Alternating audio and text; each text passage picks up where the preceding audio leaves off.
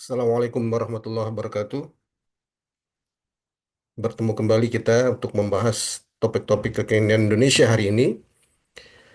Eh, kita akan melanjutkan pembahasan berkaitan dengan reshuffle ya.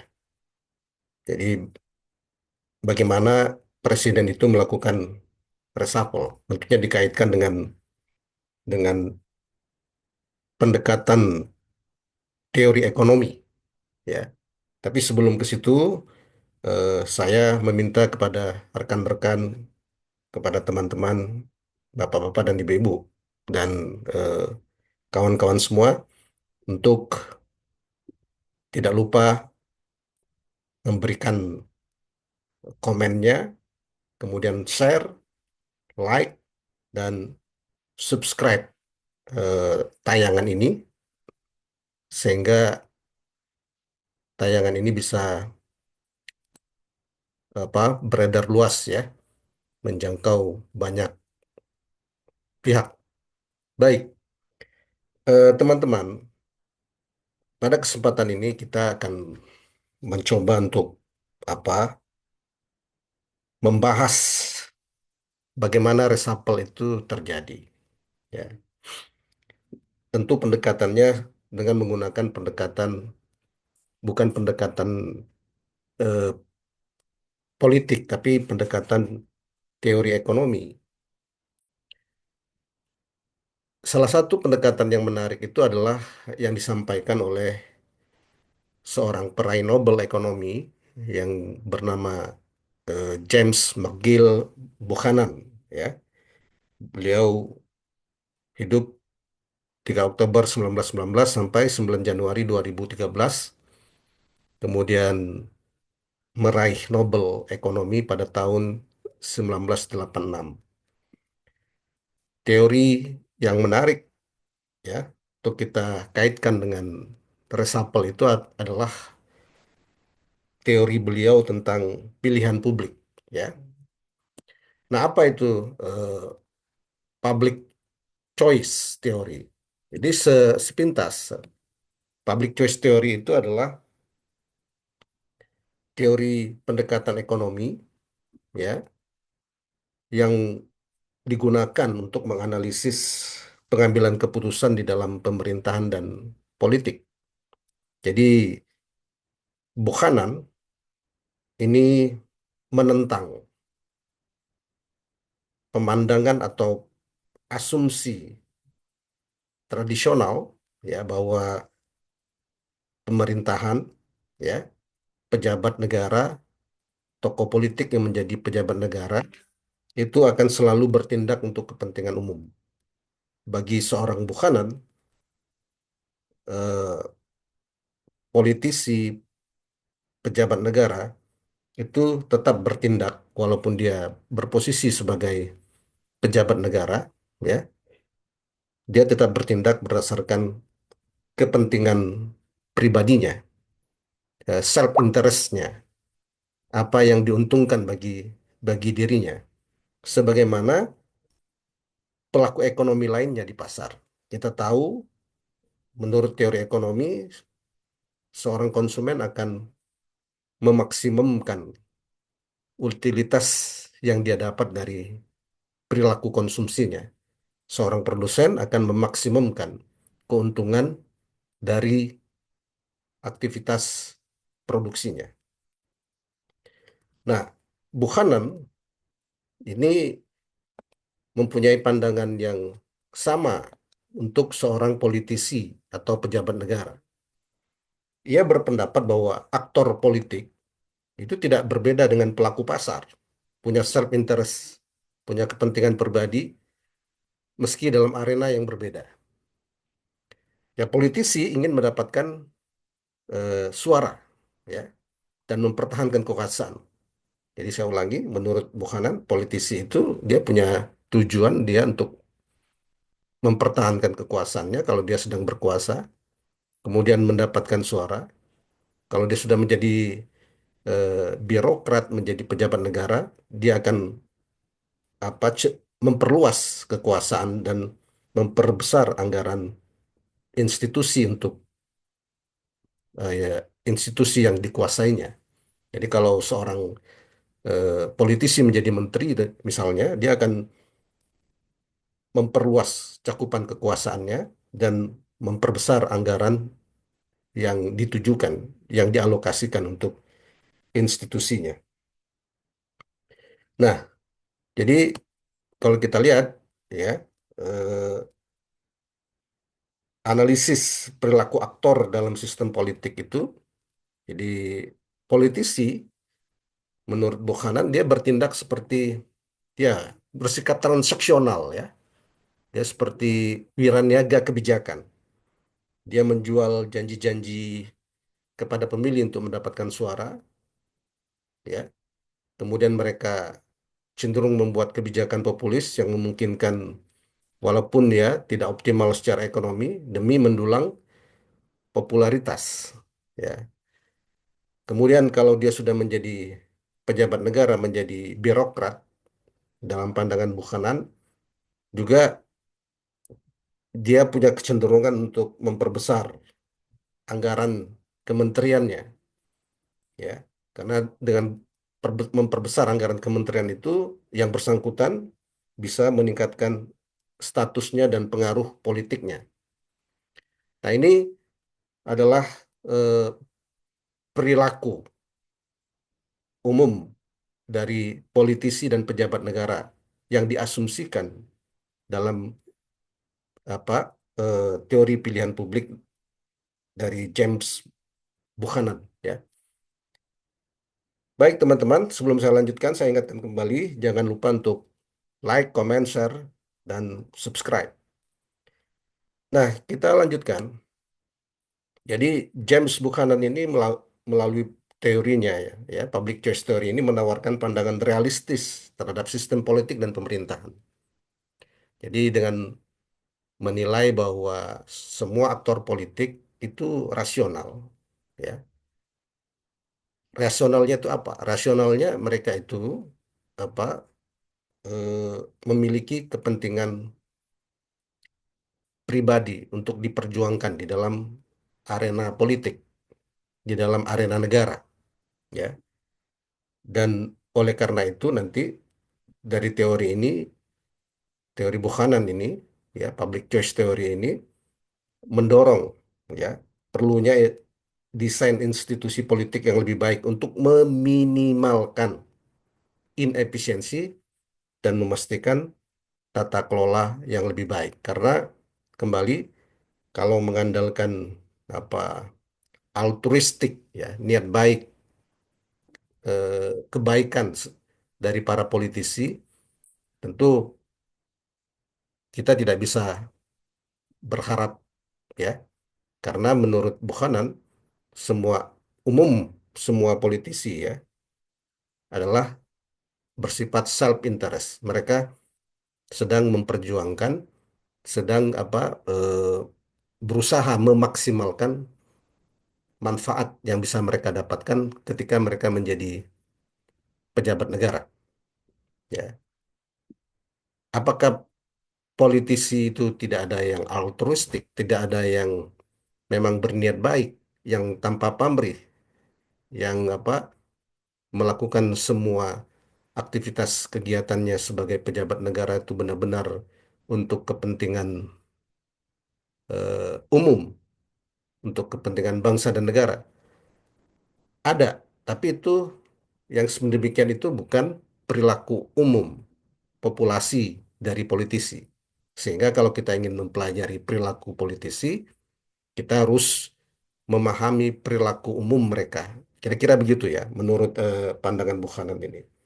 Nah, oleh karena itu, eh, ketika kita mencoba memahami bagaimana reshuffle itu akan dilakukan, maka yang pertama, kalau kita menggunakan pendekatan Buchanan ini, kita harus mengasumsikan bahwa seorang presiden itu dia punya self interest, punya kepentingan pribadi dalam mengambil keputusan reshuffle, ya, mengganti menteri-menterinya.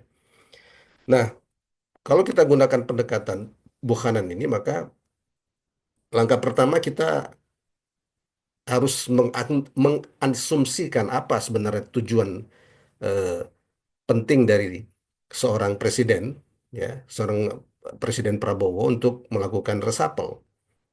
Nah, dengan pendekatan apa Buchanan ini kita bisa memprediksi bahwa tujuannya itu adalah pertama, tujuan utamanya adalah mempertahankan stabilitas politik, kemudian menjamin pemerintahan yang efektif, ya. Nah, ini berimplikasi dia sang presiden harus mendapat dukungan politik yang solid dari partai-partai politik, ya. Kemudian tujuan yang kedua, eh, menjamin kemenangan partainya dan dirinya pada election selanjutnya, pada pemilu selanjutnya, baik itu pemilihan presiden, pemilihan legislatif, bahkan pemilihan kepala daerah. Jadi menjamin kemenangan dirinya dan partainya dalam pertandingan politik selanjutnya, baik itu dalam pilpres, pemilihan apa DPR ataupun pemilihan kepala daerah. Nah, oleh karena itu dalam konteks ini tujuan keduanya adalah eh, ya seorang presiden harus mendapatkan penerimaan publik yang besar, ya, baik itu dari masyarakat, dari media, dari masyarakat madani, dan dari publik secara keseluruhan. Nah, teman-teman, ini adalah eh, kita mencoba untuk menggunakan pendekatan Buchanan ini dalam memprediksi bagaimana reshuffle ini akan dilakukan oleh seorang presiden. Dalam hal ini adalah Presiden Prabowo. Ya, tentu apa yang kita prediksi ini bisa salah atau bisa benar, tapi kita mencoba untuk eh, melakukan apa semacam simulasi apa yang akan dilakukan seorang presiden pada kondisi Indonesia hari ini untuk kalau dia ingin melakukan reshuffle, ya.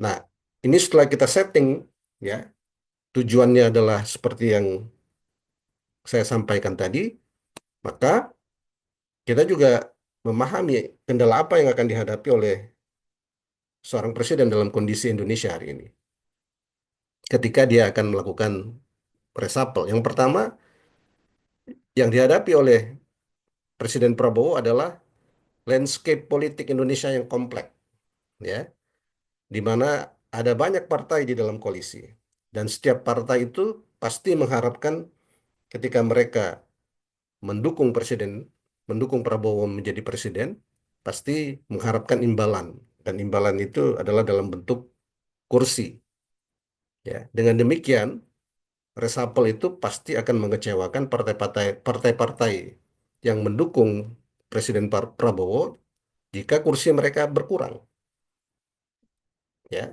Dan itu bisa berimplikasi penarikan dukungan politik atau berubah menjadi kekuatan oposisi misalnya. Kalau apa reshuffle itu dinilai oleh partai-partai yang mendukung beliau saat ini sebagai apa kebijakan yang merugikan partai yang mendukung eh, kabinet Prabowo saat ini.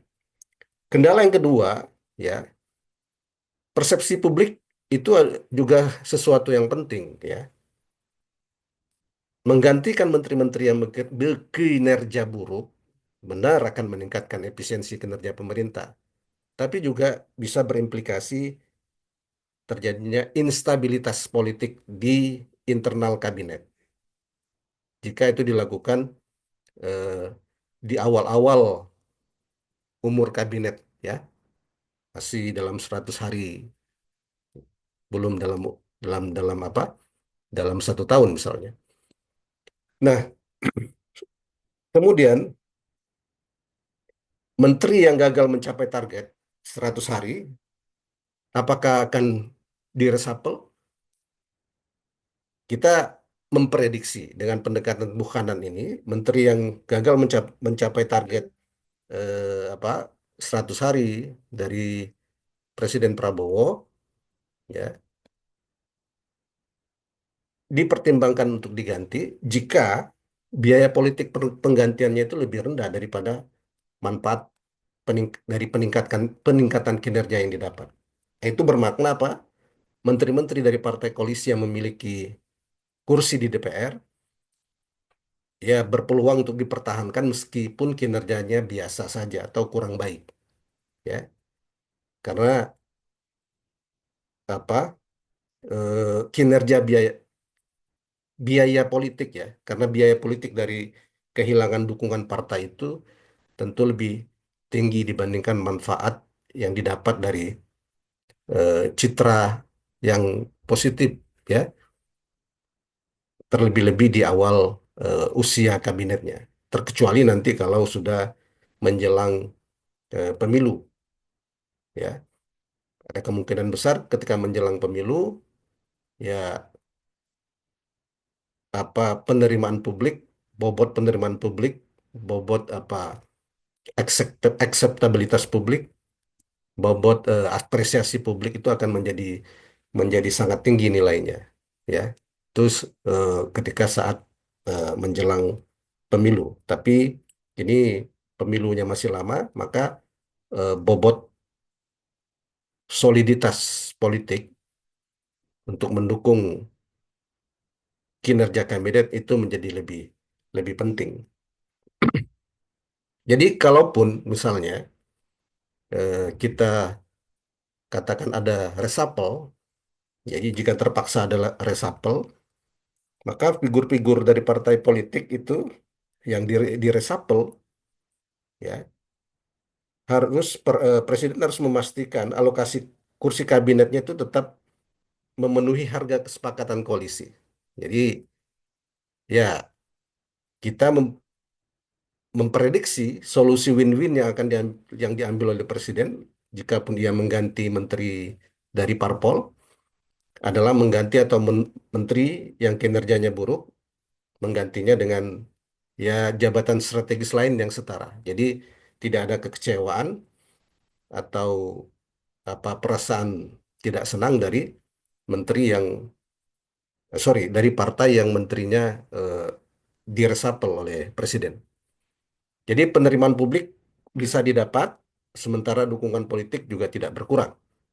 Sementara untuk menteri yang berasal dari apa figur penting ya, seperti ketua umum parpol, kita memprediksi, menduga kuat ya reshuffle itu ada kemungkinan eh, sulit untuk terjadi. Untuk figur anggota kabinet yang berposisi sebagai elit penting di partainya. Misalnya adalah para ketua umum partai politik yang mendukung kabinet Presiden Prabowo. Nah, kemudian dari pendekatan Bukhanan ini, ya, kita tahu bahwa Bukhanan ini menekankan reshuffle itu bisa digunakan sebagai tools, sebagai alat untuk melakukan transaksi politik. Jadi reshuffle itu akan niscaya apabila eh, Presiden Prabowo ingin memasukkan kekuatan politik baru di dalam kabinetnya agar apa kabinetnya menjadi lebih lebih kuat lagi. Misalnya dengan mengakomodasi PDIP masuk ke dalam kabinetnya.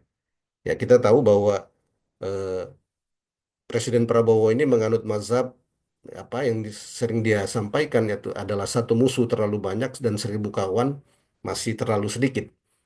Beliau menganut mazhab harmonisasi politik, ya, sehingga eh, tidak menutup kemungkinan reshuffle itu menjadi niscaya dalam rangka untuk menambah kekuatan kekuatan politik yang mendukung kabinet beliau.